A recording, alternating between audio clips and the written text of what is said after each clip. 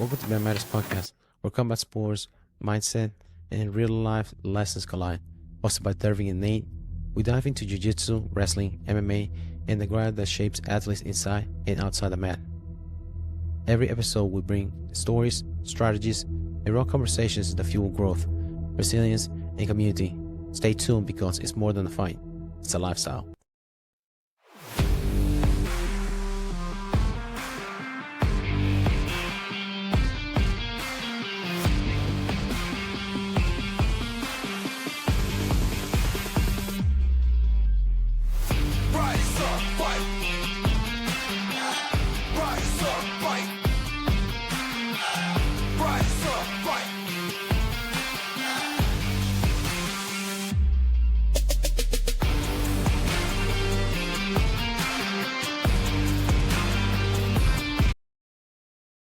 What's up, everybody? Welcome back to Man Matters Podcast, episode 86. If you love combat sports, this week gave us everything. We got Olympic wrestler coming out of retirement post-match, Brawls breaking out, champions vacating belts to chase heavyweight greatness, and now organizations starting to lock athletes out of entire tournaments. Yeah, it's getting political, it's getting dramatic, and it's getting interesting. Today we're breaking down the madness of RAF 6, including the chaos between Arman and Tsarukyan versus Georgio Poullas after their match, Alex Pereira back hitting the light heavyweight belt, and what a move to heavyweight really means, and the bombshell decision from UFC BJJ to block its athletes from competing at ADCC World Championship starting in 2027. This isn't just news. This is about evolution of sport. In real time, we're watching wrestling blend into MMA. We're watching jiu-jitsu turn into business war. We're watching fighters build brands, sometimes at the expense of the discipline. And the big question is, are we growing the sport or are we turning into control entertainment? Let's break it down. How's it going, man? Good. How are you? Doing good, man. Just getting used to these allergies. I started doing allergies until I was actually in my 30s. So I know that was a thing. Yeah. Because I used to have asthma. But now as I get older, like, dude, this is allergies. Dude, I've had the same thing. I never had allergies until, like last year. And it's terrible. Yeah, you know what it is. Yeah. Because you can pinpoint it, like, what is it? Well, this one I'm pretty sure is the cats, if I'm being completely honest. Yes, There's lots of cats here in the house. Do you know Joy Diaz? He said at one point he had 11 cats. Really? I didn't know that. 11 cats, dude. He said whenever somebody used to park in front of his house, and because he lived close to the airport, so people would just park the car there and leave fly for like a month, vacation, stuff like that. So what he would do, he would start dumping that cat litter in the back of the car, or like, for example, a truck. So imagine 11 cats worth of shit for a whole month. Oh my God. The next time they don't park there, man. So usually we talk about, oh, that's smart. I will do the same thing. Yeah. I mean, they'll learn quick. Yeah. Now back to the show. Digress. RAF 6. It was a kind of a shit show and some of the matches, but they had some of the matches of. It happened in Tempe, Arizona. It is the Mullet Stadium. I think that's what it's called. No, Mullet Arena. That's where it took place. I know that they had their official arena when it comes to mullets, but apparently they do. So you had Triple C, the Cringe, I'm going against Uriah Favorite. And it was interesting because they were competing at 160, both of them. Because one of them used to compete at 125, the other one 135. They were competing at 160. They give a little wiggle room for their skill. Retirement hits hard. Oh, yeah. That's that, but my father figure weight classes. Because I think both of their parents, they're like the cookout wrestling match. But it was interesting. Cejudo was able to take fall Uriah Faber during the match. It is interesting because how he was able to showcase his Olympic level wrestling versus MMA veteran. Thing Uriah Faber wrestled for Cal Poly back in college, but that was forever ago. Cejudo never wrestled for college. He went straight from high school to Olympic wrestling, and he got his gold medal I think he was 21 years old when he got his gold medal in 2008 Beijing Olympics. Yeah. He just skipped all wrestling in college altogether, but he was able to win this one out of retirement. He's willing to have other matches up for, because I think he has a contract with them. How many matches does he have? Yeah, I think he has a contract with them. But there's the speculation that he might be calling out Merab. That would be interesting. Merab Valashvili versus Henry Cejudo. It's a 3-match deal. That's what he had. I just looked it up. That's a 3-match deal with RAF. Okay.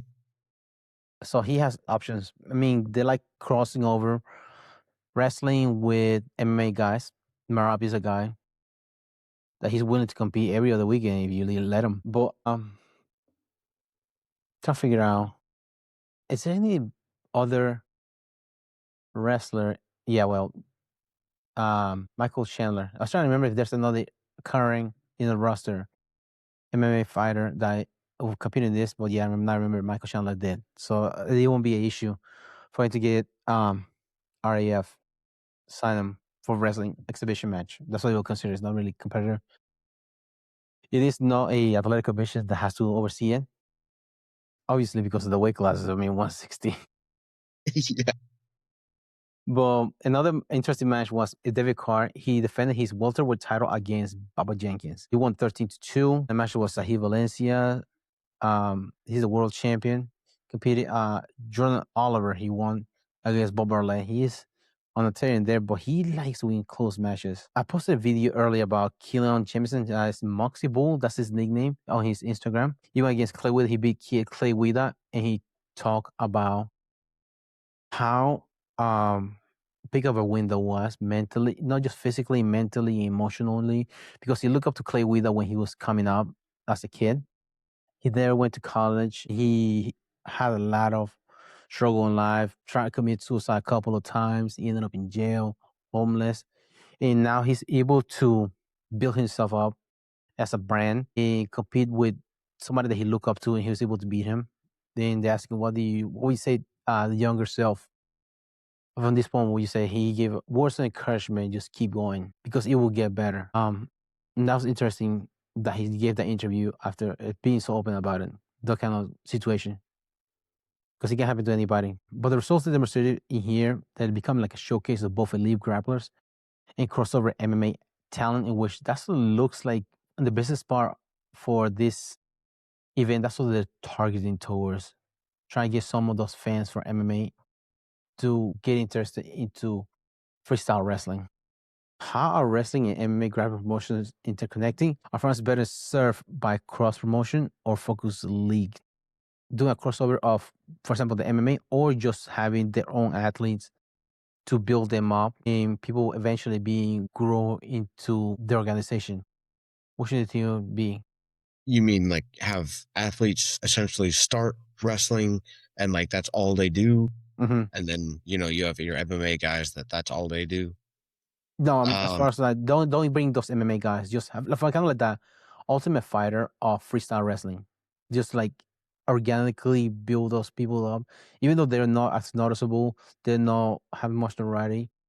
I think there's benefit in both. I mean, really, if you can build those guys up, if you could, match them up against UFC guys, or I feel like the benefit of bringing in UFC people from the UFC is they're kind of like proven fighters. People know that they're good. People know them in general. So you're much more likely to, just catch people's attention with it. Even if that's not your main matchups and not your main matches that you're, have going on.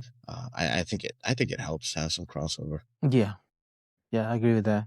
Because people are willing to pay a lot of money for it, but back then for pay-per-view, watch those people compete in fighter. Now those are known names. They're willing to see him in a different exhibition matches, which is not as difficult to understand as jiu-jitsu rather than wrestling. Wrestling is a little more transparent. Oh, you take him down, you get points for that. Turn it back out, you push him out of bounds, like you get a point for that. It's more transparent. But jiu-jitsu is more difficult to understand. Not the crossover part. How many times you've been to a like MMA, like a UFC card, and somebody tap out or something, and everybody's like, "What happened? What did he tap?" Like they're like confused. Oh, what Yeah, happened? so frequently. Like, what did he get away with? Like, oh, that's what it was. Yeah, yeah. I mean, I do hope that people watch these wrestling matches and learn the excitement of grappling. Because I hate watching the UFC and people start booing when people go to the ground. Like, I get it. When you don't understand, it's nothing. But when you do understand, it can be very exciting to watch. Yes, you can understand what's going on. Yeah.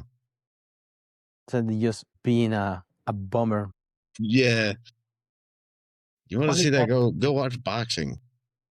Yeah, yeah. You want to see, or that is interesting because considering that there are other leagues in which they are purely striking, like kickboxing, they don't have many views as jiu-jitsu. They're not as well known. I wonder what that reason is, because those are available to watch. Yeah. I feel like MMA is just, it's more brutal. Mm-hmm. Do you think it's because more ways to win than just knockouts? I think so. I mean, And you don't I have think 10 so. count. You don't have a 10 count either. Right. Right. I think that's kind of, yeah, exactly. I think that plays into it. I just feel like when you're watching boxing, it's a lot slower because there's so many rules, so many things you can't do. MMA is, you can go out there and you have people who don't look like they know what they're doing going out there. You know what I think mean? I emulate also a real fight? Because whenever you fight somebody, you knock him down, you stop. You don't stop and wait for him to count to get up. In a real fight, you fight him until somebody pulls you off him. True. I don't know if that's why. I don't know. I feel like it's people like to watch brutal stuff. You know what I mean? Yeah. MMA just feels a little bit more unfiltered, I guess. Or what's the word for it? It's not organic, but it's more, I guess, natural. That you seem that way because you can cash in more than one way. You win decision, or you can win submission. You can win knockout, TKO, referee stoppage, nut shot. There's ways to win. Right. Well, and that's true as well, because I mean, inevitably when you have something like boxing, people are going to use the rules to their advantage. So when you box, you have your guard much higher. You know what I mean? Where MMA, you have to guard the entire body. You have to be much more aware, I guess you could say. Yeah, when you try to avoid a haymaker, you get a leg up and take down. You try to avoid your legs take down, you get rocked in the head. You out of position easier. And also the range is different. Kicking, striking, in grappling distance. 3, that hard to gauge too, unless you have Yes. good awareness. Another interesting thing that happened in RAF 6 was Arman Tsarukyan. There was a co-main event versus Georgio Poullas. Georgio Poullas is known to be an influencer that he has a bet that if you take him down in public, he'll give you, I think it's $10,000 or $1,000. No, I think it's $1,000. That's what he's known for. So you see a lot of. I'm not seeing the video of the guy. There's like a security guard going against a guy that's 165 pounds. That's Georgio, the 165-pound guy. Oh, okay. Yep. That's him. In this match, Arman won 5-3. I've seen that match. And it looks like Georgio was instigating. He was smacking him, punching him in the face. In which Henry Cejudo came to him and like, dude, if it was a real freestyle match, you would have been disqualified for the match. You wouldn't gotten that far. But because this is event, then he stopped the match and he just kept going. So you can also defend himself saying that I was waiting for him to wrestle, but he just kept poking at me. He was doing shit, poking my eye, hit him in the face, back in my head, like he was trying to make me lose my cool, something, like punch him or something for me to get disqualified. So he just stick to wrestling. He was able to take him down, and he won 5-3. And then after the match was over, what's his name? Arman just punched him and starting kneeing him while he was on the ground. And then the dad of Georgio jumping and everybody jumping in there just like a brawl. And so kind of like Nick Diaz and Mayhem Miller back in the day when it was a Strikeforce. When that shit broke down. Boom. It was nuts. And many pros like Matt Brown criticized Tsarukyan's behavior and calling it liability for the UFC title holds because remember issues that he had before, turning down fights, picking a fight with one of the fighter. I think when he went against Bobby Green, trying to fight him in the lobby of the hotel where they were staying at. Going to the octagon, he punched one of the fans because the fan yelled something at him. So it's kind of like a loose cannon. Yeah. Yeah. More than a question. I don't feel like that would hurt how he looks for the title. Mm-hmm. I feel like typically somebody who's kind of a loose cannon is kind of exciting to watch. You know what I mean? You don't know what they're going to do. They're very prone to having rivalries. Yeah. I feel like those are typically good things that bring views that are going to make, Dana want to match those guys up. But I don't know. Yeah, I'm not sure how that would affect. What do you think? I'm not sure. Because he's a fighter, regardless. He has been worked his way through the ranking. He's been guys. Alex Oliveira. Do Bronx Oliveira. He beat him. Charles Oliveira. In a split decision, he beat all the guys in there. The thing that he's high-headed and he likes to fight anybody, which it is good and bad because fighters fight. That's what you're doing. You don't play fight, you just fight for real. But the only thing is, might gravitate people that are willing to fight UFC fighters in public. If he does become the champion, he'd be more exposed to more people. If people are willing to challenge, how many people are trying to fight him in public? Considering he's a 155-pound guy, he's not that big of a guy compared to the population. Yeah. Well, yeah, that's true. And I guess if you fight outside of the UFC, then either you have a chance of getting hurt or chances of going to prison, both of which rule you out of competing. Man, yeah, not good. You can fight for jail. You'll be fighting something else. You'll be fighting for your prison wallet. That's what you'll be fighting. And there's no rounds there. Oh, there is, but not ones you want to be in. Well, yeah, that's sort of thinking. Now on the balance, is it good for sport exposure for RAF Brawls as a launchpad to the where the chaotic moments help or hurt? Do you think it helps or hurt the combat sport legitimacy? I feel like it's typically not good for, the legitimacy of they need to be able to break that stuff out quickly. That shouldn't be allowed to happen, cannot be tolerated. I feel like that's usually not a good look for the promotion. Yeah, because maybe the whole crowd jumps in there. What the fuck do you do? Right. Exactly. Yeah. It's a nightmare. Also, how many venues are willing to do business with them? They will. Yeah. Will Exactly. they lose? I think because I think Fox Nation, that's who does the streaming. Will they lose the streaming deal with them too? Because that would be a nightmare too. Considering this happened, I can't remember the CEO of the owner of RAF. They asked because for some reason I think they were supposed to have a match. They had wrestling match, so they're supposed to have different type of match. I think it was like a jiu-jitsu match, Arman versus Georgio after this. But they're not willing to do that. The owner of RAF, he said that they probably should run it back. This one, which is a terrible idea. Why would you want to get these two guys that? Right. One of the Georgia was wearing a neck brace after the brawl broke out. I don't know if he's just playing it off, but I've never seen somebody break their neck during a fight like that. But unless you fell off the platform, there, that makes sense. True. I don't know if it would be a good idea to put matches together, especially after that happened. And then you see how that happened. How you been to a match, no, not match, but event, gi and no gi, in which two guys had a heated rivalry during the no gi and had to face each other in the bracket in the gi. So they already have built up expectation of what to see forward to, and then go fist to cuff in the gi matches because of what happened in the no gi. Have you ever seen that happen? I actually don't know that I have, but I could definitely picture it happening. Yeah, because they used the extension about. I don't know how they were able to stay there the whole fucking day to go to true fucking bracket and not fight each other. Right. Yeah. I think it probably is money incentive because they pay for the bracket. Every single fuck, I don't want to get. I want to get the $2 medal. Yeah. I must. It's a must purchase. Yeah, I don't know if.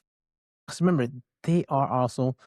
Eric Bischoff is coming from the wrestling entertainment world, which they gravitate towards that entertainment side. So you have to take that into equation, which when they're trying to do business wide ball. certain things you can sell, but man, you can get like out of hand real quick. Like holding a Molotov cocktail in your hand Yeah. as a firework. Yeah. That thing blows off, you're fried. We should see how this plays out. See if they're able to figure it out and calm down, because Arman is a hothead. It's Yep. Armenian blood that he has.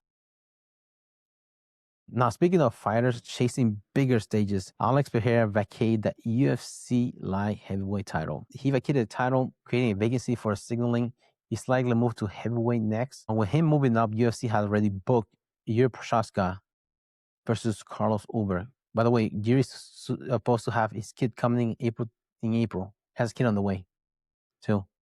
And now he has a title to compete. He's supposed to fight for the vacant belt at UFC 327 in April. Big opportunity for both men to reset the division. And I'm not sure how deep is I have to look at the ranking for UFC light heavyweight, because Pereira went to Jamal Hill, went to Killer Roundtree, Yuri Prochazka. Who else is in there in that weight class other than Carlos Ulberg? When one of those, they win it. So you got Killer Roundtree, Jan Blachowicz, which is like 42 or 43 years old. It's up there. Volkan Ozdemir, which was a contender about 10 years ago. Dominic Reyes is a 10 rank, even though he lost like 5 matches. Since he fought John Jones. Alexander Rakic is up and down. Johnny Walker up and down. So the division doesn't look as deep with Alex Pereira being the king in there. Shit. Magomed Ankalaev, I forgot about him. He's still in there. So I see Ankalaev versus Yuri. That's a good matchup. I'm trying to see, because also Robert Whittaker announced that he's moving up to light heavyweight from middleweight. I mean, the champion right now at middleweight is Hamza Shemaev. There's no way he'll be able to get the title with Hamza Shemaev. Shemaev broke his jaw. Yeah. Yeah. So I see, but according to Bisping, he said that Robert Whittaker walks around 220, 235, which is nuts considering he fought at 170 at one point. Yeah. Golly, 60 pounds? Dang. Yeah, that's a lot of weight. Also, that maybe now that he's older, I think he's 35 years old now. He might not have been as heavy back then. Yeah. True. But he doesn't look that big whenever he was in there. Who was the guy that they asked him you want to fight? Oh, Alex Pereira. That's what I asked him. When Alex Pereira was at 185, you want to fight? Like, that's a big fella. That's what he said. He did not want to fight Alex Pereira. Doesn't matter how much you give it. Like, that's a big fella. That's freaking Megatron walking at 185. Yeah. And he's to lose like 20 pounds in 3 days. I don't know how Pereira did it. That means a shapeshifter. Yeah. 185. Now he's moving to heavyweight. Which makes that division more interesting. That he's going up there. He's chasing heavyweight title greatness. Will he potentially become the first 3-division champion? But also, do you think there will be an interim, because what's his name is out? Aspen? No, Aspinall is out because he's out. The interim title would be nice to see him versus Tsarukyan. Tsarukyan is a kickboxer. And both of them are strikers. That would be an interesting match. Both of them going against each other. It would. Yeah, that would be very exciting to see. Do you think he has the power to knock out Tsarukyan? Yeah, I would think. I would think he's got that kind of power. I mean, yeah, I feel like he's got the same power as a lot of the heavier dudes, I think. Yeah, he doesn't have to worry to be as agile, even though Tsarukyan is light-footed for a heavyweight. He moves really, really light. But he doesn't have to worry about. He just has to worry about getting hit. Right.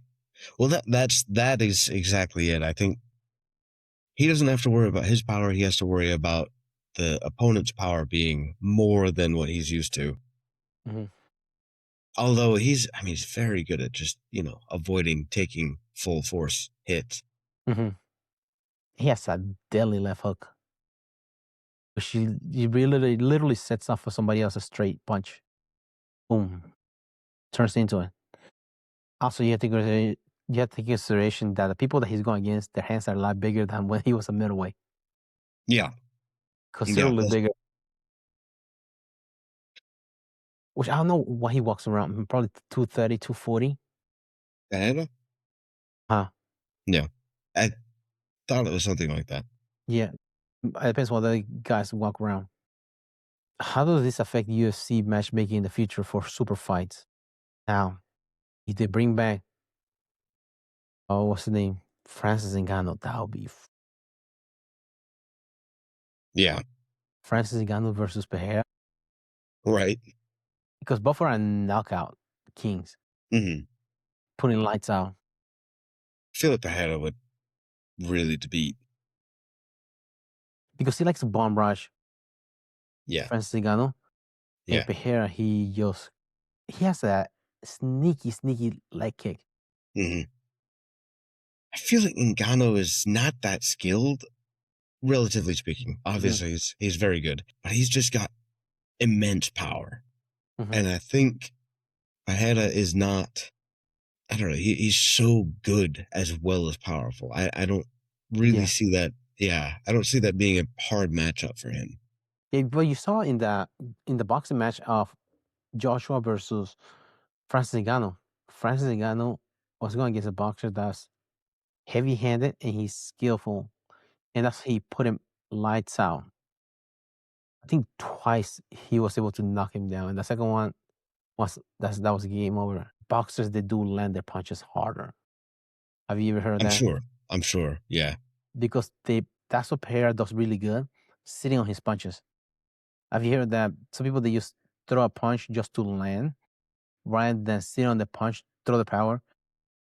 That's what Sean Strickland said that helped him get better at fighting, because Pereira taught him how to sit on his punches rather than just flicking hands out there like in patty cakes to don't score.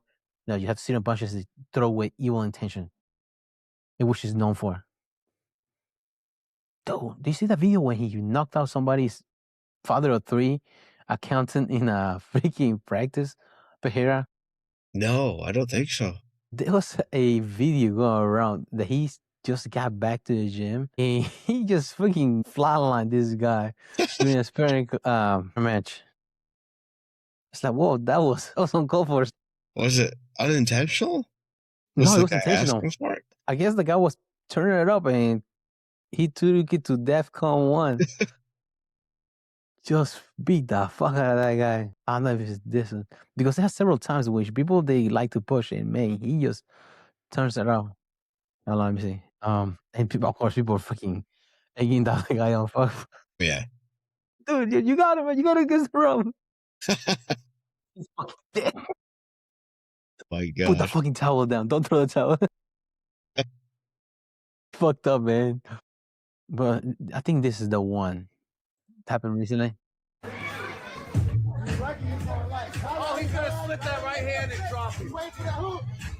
No, he can't run your body. As soon as the right hand comes. Bah! Yeah! Bah! Bah! Bah! Again! Bah! Bah! Gosh. Good, Neil. Hands up. Double jab. Stop holding. Just fucking up people's dream in their life.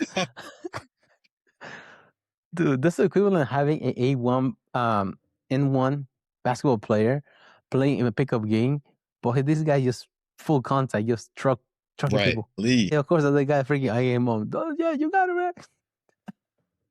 That's fucked up, man. You don't need friends like that. Yeah. And he doesn't look like he's that big either, but man, he's thick bone that he has. Right. He talks about he's freaking huge. And his hands are huge too. Yeah. Yeah. I'm sure that helps. Yeah, like a freaking sledgehammer. At the end of the... Yeah, exactly. Well, in this weight class, you have seen people moving up and being successful from a heavyweight to heavyweight. You see Randy Couture did it first. John Jones, heavyweight, and Alex Pereira. Literally the modern day Thanos, collecting all the stones, all the belts. Wherever he goes, he just leaves structure behind. And obviously, it shows in this sparring session. He's just trying to destroy half of the universe, which is kind of like half of the weight class of the UFC. Yeah, right. I don't see how. Who's going to stop this guy? Unless EC goes up to heavyweight. Yeah. But EC doesn't want that, man. Because he No. knows Alex Pereira is going to follow him to the grave if he did that. Yeah. Now, while the fighters are chasing bigger divisions, grappling organizations are tending to control. Now, the news: UFC BJJ bans its athletes from ADCC starting 2027. Shakeup for professional grappling. UFC BJJ and the UFC's new grappling promotion announced that its exclusive athletes will no longer be permitted to compete ADCC after 2026 season. This decision has sparked significant debate within the jiu-jitsu community. Critics argue that it could hurt the sport ecosystem by preventing elite competitors from showcasing the biggest submission grappling stage and reduce visibility for ADCC. The supporters, for example, Mikey Musumeci, is a UFC BJJ champion, defended that it is a way to professionalize and build UFC BJJ as a standalone entity with a more frequent competition and bigger payouts than the biennial ADCC, which kind of like circle back. Remember when we talk about RAF and bringing MMA guys in the crossover? UFC BJJ seems to be going away from that and just focusing on their guys competing exclusively on UFC BJJ. Do you think that exclusive contracts stunt the grappling growth, or do you think it's just a business evolution in a crowded combat sport landscape? I feel like it's really hard to say at this point. Because I feel like although I don't know, ADCC took a lot of hit during the CJI. I think it lost a lot of popularity. I think it's still renowned as one of the, top most competitions in the world where, the best grapplers go. But yeah, I don't know. It's so hard to say because maybe with UFC doing more events that they will grow their competitors. But as of right now, they don't have the best by any means. Yeah. I don't know. I don't love that decision. I don't think it's great for jiu-jitsu. Let's see. It's Mikey and who's the other guy? Who's the other famous? Tackett? William Tackett? Tackett. Yep. Tackett was in ADCC, I think. Yeah, if I'm remembering correctly. Yeah, as well. That's the final versus Rotolo. No, it's the same as I think. Yeah, to me, Tackett's the bigger loss. Mikey, I don't know. He hasn't been getting out. It doesn't feel like he's kind of got his own, whatever promotion he's competing for. That's where he's at. So I don't see him as much. I feel like, Disney behavior. Yeah, exactly. Yeah, very focused. But Tackett definitely is a loss. I feel like. Yeah, because you have so many matchups that you could have seen with him. Yeah. The biggest problem I see with the UFC BJJ is the fact that they don't have many high-level competitors. They don't have anybody for Mikey, not really, who's a challenge. And I don't feel like they have anybody for Tackett either. I could be wrong. Mikey like no-gi before he went to one? Because I just remember most of the accolades came from the gi winning worlds. I remember him in no-gi. I only remember him being good and like being promoted as when no-gi the first time was when he was in one. And not his being, because he never competed in ADCC. Right. I don't know. I'm not sure why that is. Maybe it's because they can't pull guard, and that's completely against his game. Yeah. You can go watch rants about that on Instagram. Oh, yeah. Paragraphs, the paragraphs. Yeah, exactly. Signed by Moneyberg at the end. Yeah. I don't know how you will because a lot of people, they get their money in the company because you have so many. That's the wild west of jiu-jitsu. You get to compete in so many things, and you just try yourself in here, there, different organizations. You have Pan Ams, you have IBJF, you have ADCC, and whatever other place, Polaris, in different organizations. The other one, I think, the Grappling Professional, Mere Grappling, I think that's another one organization that you can compete in. But if you're UFC BJJ, you're only strictly UFC BJJ competition. There's nothing else. Can you do seminars? I mean, instructionals? If you're UFC BJJ? That's the question, because another source of income. Hope you can at Yeah. least do that. Yeah, that's kind of the unanswered thing too. Is how regular are the UFC BJJ? It's not like nearly as regular as the UFC event, correct? Correct, because I don't know if they have that many people on the roster. Right. As far as viewership, the streaming is on YouTube for free. It's not Ultimate Fighter kind of how they build up their guys. Mm-hmm. I don't know how big the roster is for them to get that many people. Some of them are exhibition matches. For example, Bellamir versus Rana Willink. That's kind of an exhibition. I'm not sure if they were competing for a belt, getting ready for a belt within the organization. I don't know how fast they're rotating those guys. Canuto, I've seen him do 3 matches. One of them was against Taken, and 2 other ones that I can't remember. Oh, I don't know how fast, how many they are competing. Because that's how you make your money. If you don't compete, you can make money. If you only constrained to just one organization, it's gonna be tight. That's what I'm thinking. I don't know the fighter payout for anybody but the winner. I guess Mikey's doing okay because he seems very happy with it. But Yeah. you don't know the pay or the amount of times that they'll be competing a year. It doesn't seem like a livable, even remotely livable thing. Yeah, because you have camps, traveling, coaches. Right. Yeah. There's so much that goes into it, and I don't know. Really don't like that. Another interesting thing I saw that UFC BJJ was they changed their name of the arena. This Meta Apex, I think. It's not UFC Apex anymore. Really? Yeah, which Yeah. Mikey Musumeci was getting paid to coach Zuckerberg too. One of his previous employer, purely confidential. Yeah. Dude, oh man, you'd be crazy. Everybody has to bow to Moneyberg when they go into the matches of UFC BJJ. Fucking like a freaking Mortal Kombat. You're still safe. Oh, everybody has to come in. They don't have to wear that rock shoes. They all come wearing socks. Yeah. That'd be wild.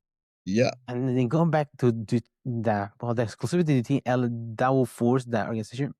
Well, the organization doesn't really. I was going to ask, do you think the exclusivity elevate the pay and structure for the fighters? But usually, whenever you monopolize something, you don't necessarily pay those that work for you more because you have more leverage. You have put restriction on their source of income. So I'm not sure how you will help the athletes because they are so constricted now. In which the disruptor, Craig Jones, talked about that before whenever he was with Musameshi in the Mighty Mouse podcast about how he was against UFC constricting contract. Yeah. How do you think it feels? Now we cover for the athletes part. How about the fans? You to keep interested because like you said, it doesn't seem that interesting. That matches that they're giving to Musameshi because they are giving him Pan Am's champion, like Euro champions, world champion, and some of them like they give Pan Am's champion boys in gi. That guy didn't compete in no gi. Shit, different. And you would think somebody like freaking Claudia Gadeja will know the difference between gi and no gi. Right. But she's I think she's one of the promoters. Another promoter, but like she works sort of matchmaking. Then she will know about that. It is weird the way they're running it. But for the fans, how do they keep it interesting? Yeah, I mean, I really don't know. I haven't been that impressed so far, to be completely honest. Now, for March 12th, that'll be next week, that 2-time ADCC silver medalist, Nikki Rod, is going to be UFC BJJ. Do you know that? Say that again? Nikki Rod. He's going to Yeah. UFC BJJ, competing next week. He's signing with them. Really? Yeah. No, I didn't. That'd be interesting if he goes against Marigali. Because Marigali is in there. Right? Yeah, that would be a really interesting one. Who does he have? Let me look it up. UFC BJJ. He's $1 million man, remember? That's right. What do you do with your money? Sign up for UFC BJJ. You face 2-time IBJJF no-gi world champion Elder Cruz. That's what he's going against. They face each other who's number 1 in left, in which Cruz won by decision in overtime in 2022. Man, does that mean that is he allowed to compete in who's number 1 anymore? Nicky Rod?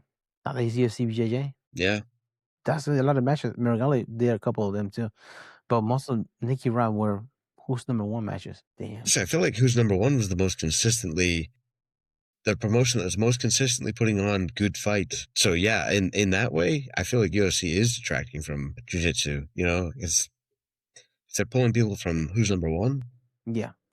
That'd be crazy. That'd be nuts. Yeah. Damn it. That would suck. Mm-hmm. That would suck. He's not allowed to be CGI 3. Right. Damn. Yeah, that's not good. Because literally it's not good when they're business that it is a new business that's actually pulling like a freaking black hole potential and like talent and just not letting them go anywhere, considering they have been in the business for long. They took the idea of the rounds and the bowl, which is the pit from CGI, and not taking their athletes as well. Tackett, Nicky Rod, Jason Nov, and other ones. I'm not a big fan of that. But another good news, Fionn Davis is in the UFC BJJ. Yeah. Good for her. Yeah, she's going against Kasia Mora.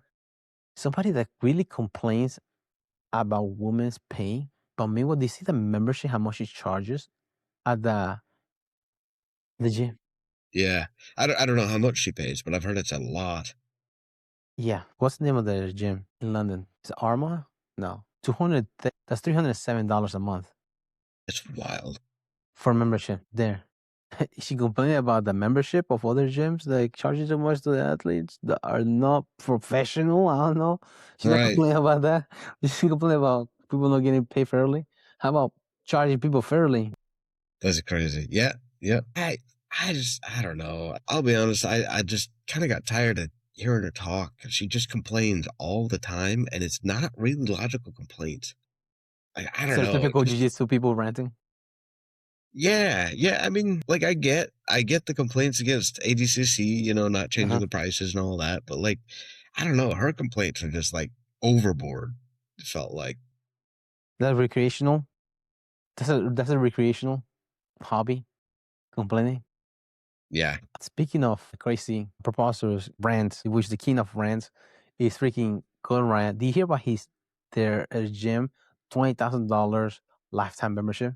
It's limited to 5 people. He announced it. I don't know when, but I've seen it recently.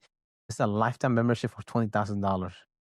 It's only allowed for 5 people. 4 if you don't count money burn. Who will pay that much? And what does that packaging entail? You get a locker in the gym for life. That'd be fucked up, man. That's a lifetime membership. You get a plaque. You get some flip-flops. In the cock chair. Traveling. I was trying to remember the name of those flip-flops. I can't remember the name of them. They had to deal with. I don't remember. But yeah. Kingsway flip-flop. Hey. Life 20,000. Toho. That's the name of it. Toho. That's the name of the company that had the yeah. ostrich. Dude, I can find that chair. You saw that, by the way. I can find that on the inventory, like everywhere else. I look because when we were looking at it, it's like, dude, they have been there for $10,000. I think that's what it was. He tried to one up Craig Jones with $20,000 lifetime membership for those chairs that sold out. Yeah, I don't know what that entails.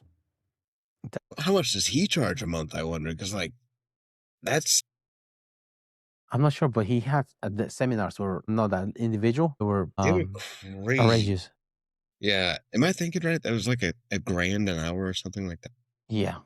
It depends how many people were in their class too. So just look at the membership. You have to show up over there with a bodybuilder rash guard. It doesn't say much about their.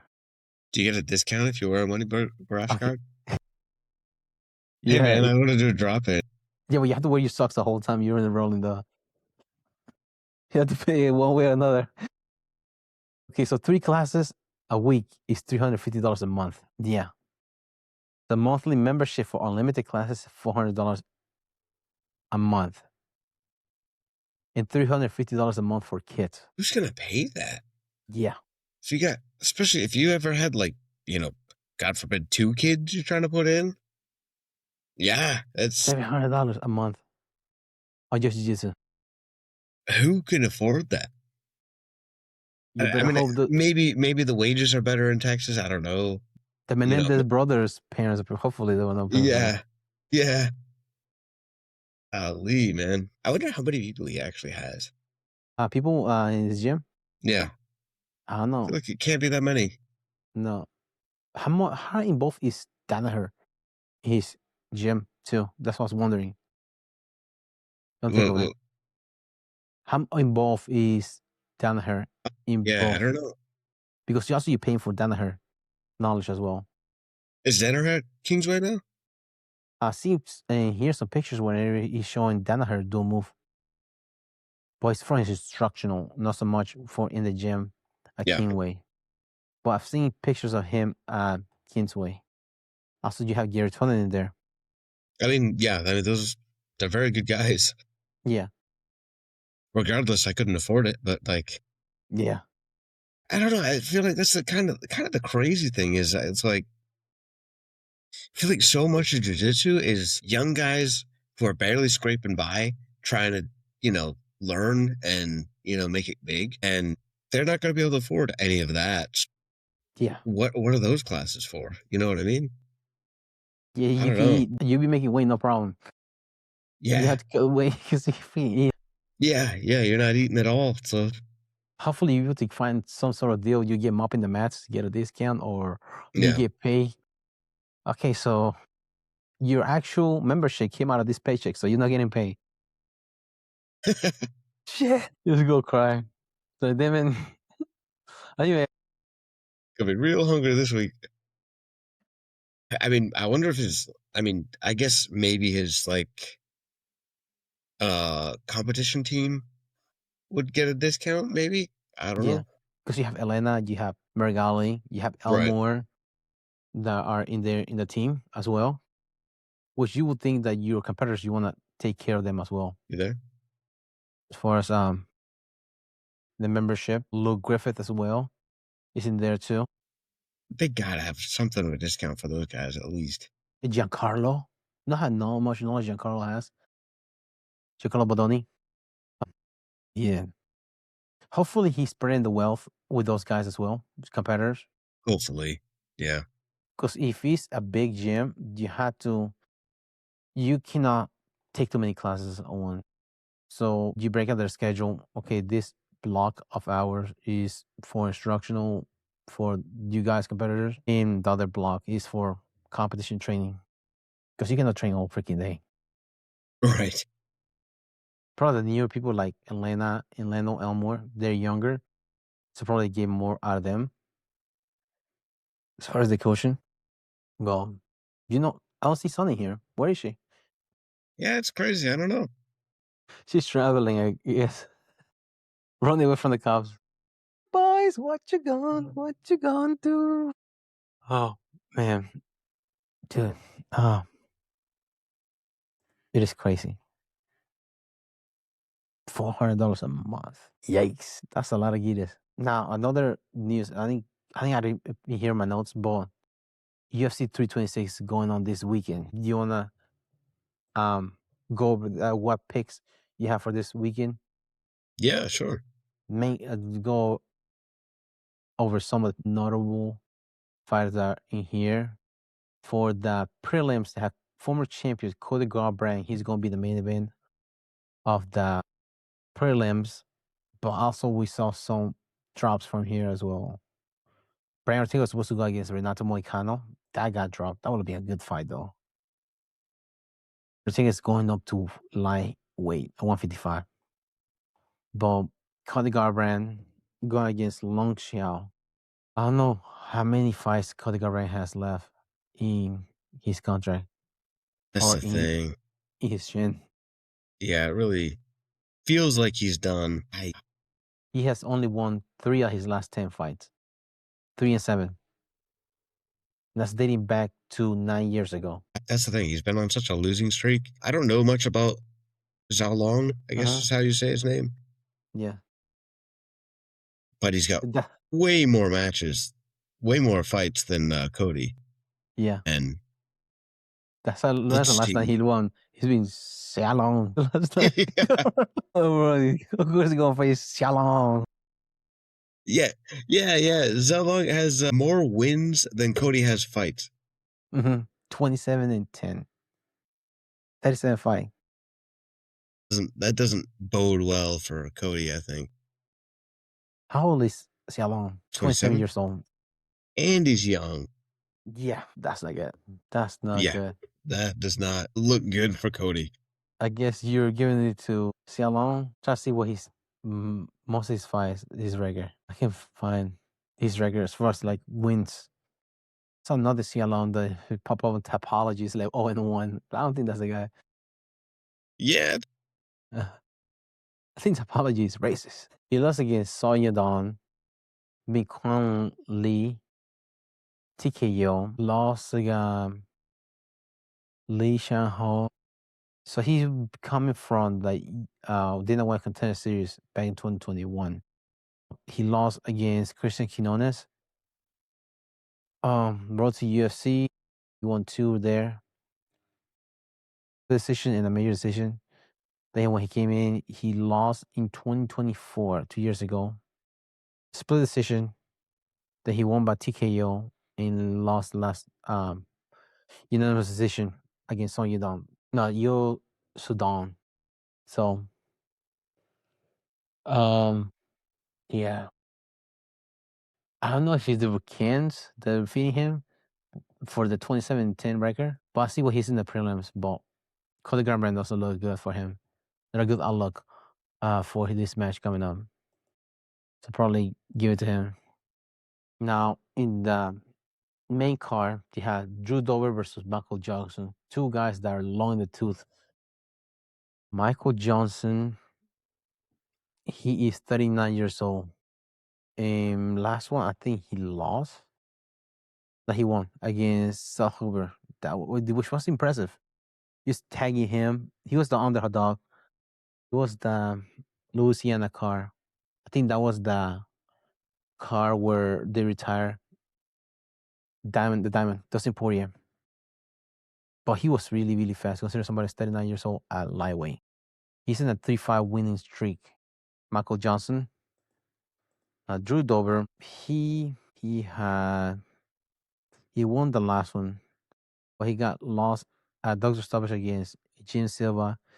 Also decision against Renato Moicano. TKO versus Manuel Torres before the last one. So he's being up and down before that too.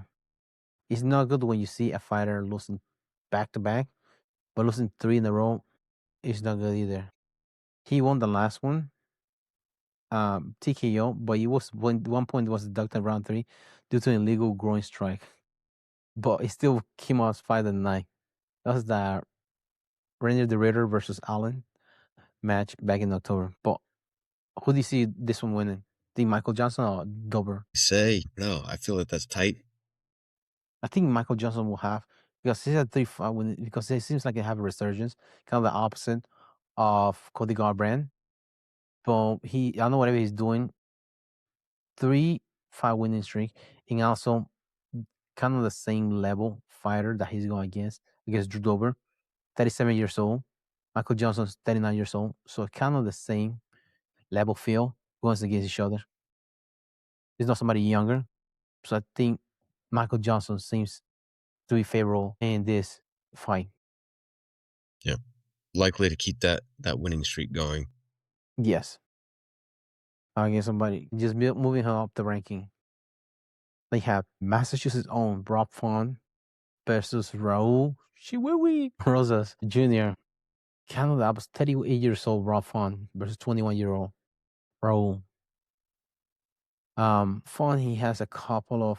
He seems like he's more of a striker, in which that seems to be one of Achilles' heel for Raul in previous match. So he did a pretty decent job in the last fight. He showed some improvement in his striking, Brawl, which we should see in this fight how he does against Rafan.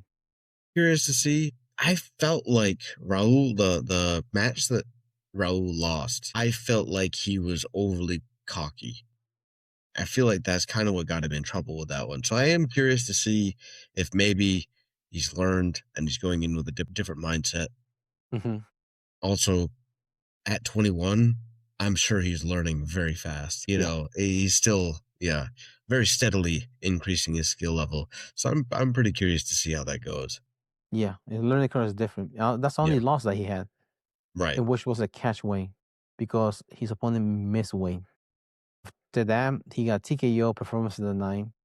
And that loss takeover session was back in 2023, almost 3 years ago, of April of that year. Since then, he had won TKO performance of the night. He got a rear naked choke.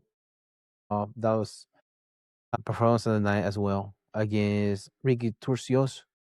And then he had a couple of unanimous decision since then, the last 2 years. So we shall see.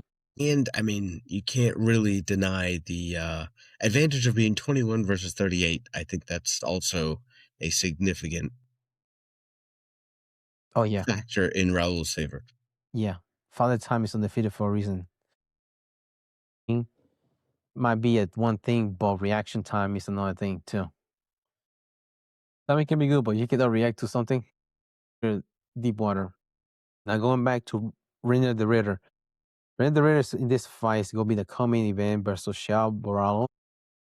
This is the first fight in which the Ritter is fighting since he quit on the stool last against Allen. I think you remember that. Vaguely, yes. He said that he was, I can't remember if it was antibiotics or something like that he was on.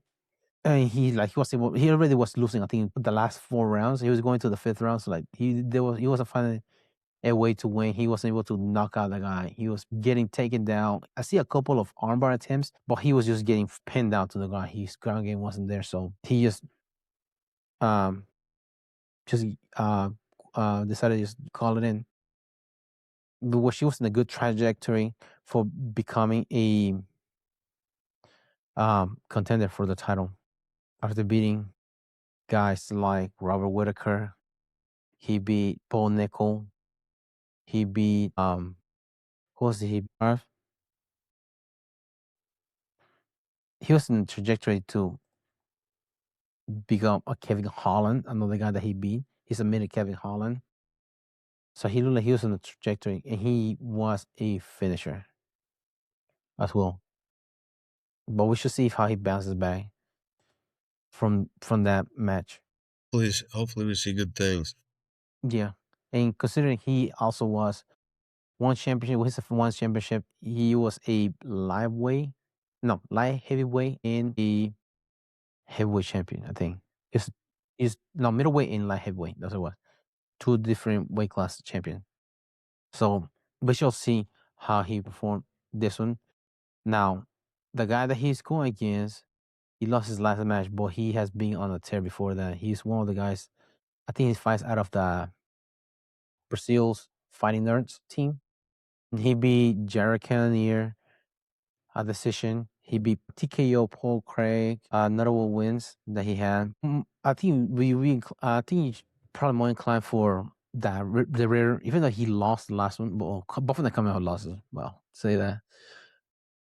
But I think there's a difference quitting on the stool mentally. You're another one that's losing a decision. So perhaps the Ritter has more consistent fighter. It has been proven in another organization as well. But we should see this one. Probably the Ritter a favorite in this one. And then the main event is Max Holloway versus Oliveira for the BMF. This is the second time they face each other.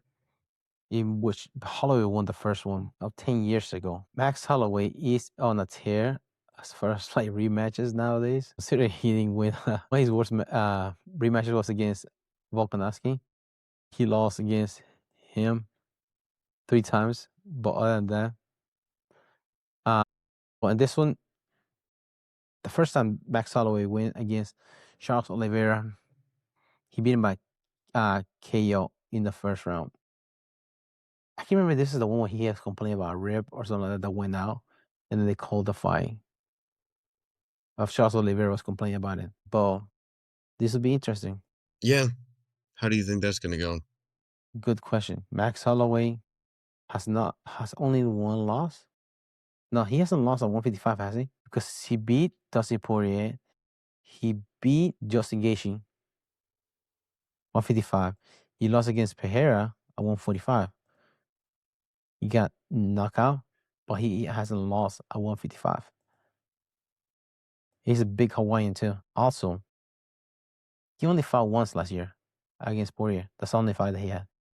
So, will he be more active this year as a champion if he keeps the title? Hey, I mean, hopefully. I mean, I like watching him compete.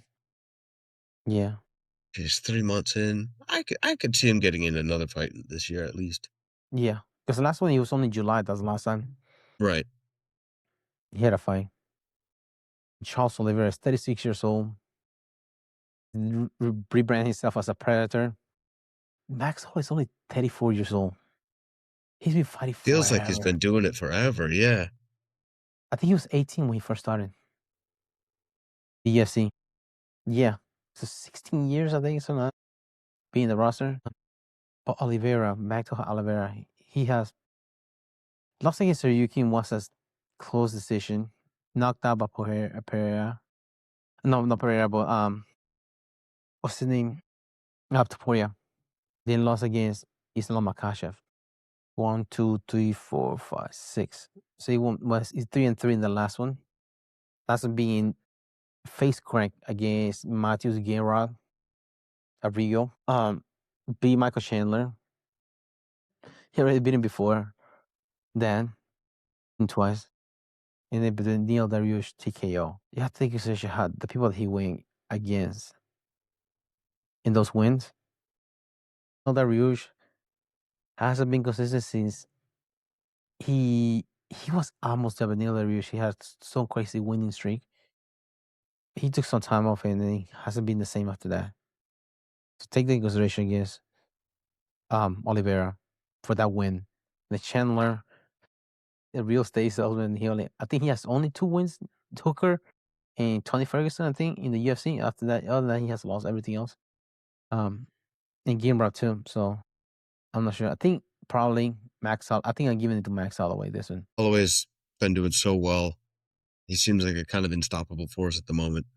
Oliveira's fun to watch, very well rounded and very good fighter. But yeah, I think Holloway's got in the volume that he puts too. Exactly. Do you think he'll be able to get him down to the ground? That's the only place I think that I can't remember Max Holloway grappling much. Even though he is pretty decent. Yeah, I can't either. I feel like, I don't know, Oliveira reminds me a lot of Cowboy in the fact that he's slow to get going. And Holloway, I think, could overwhelm him. Mm-hmm. Put him on the back foot. Get like a... So that's our pick for this weekend. So it'll be Holloway, Daniel the Ritter, Brawl, Michael Johnson for the main event. I'm not sure about the other guy. Gregory Rodriguez versus Bruno Ferreira. I'm not familiar with him. But that's our pick. Make sure to use our link for DraftKings. Yeah, I just get with that one.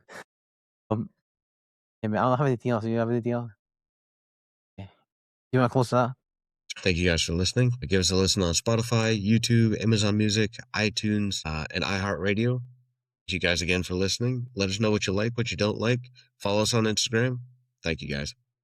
Thanks for tuning in to the Mad Matters podcast. Don't forget to subscribe and follow us on Spotify, Apple Podcasts, iHeartRadio, Amazon Music, and YouTube so you never miss an episode. Drop us a review, share with your training partners, and keep rolling on and off the mat. Until next time, keep fighting, keep learning, keep growing.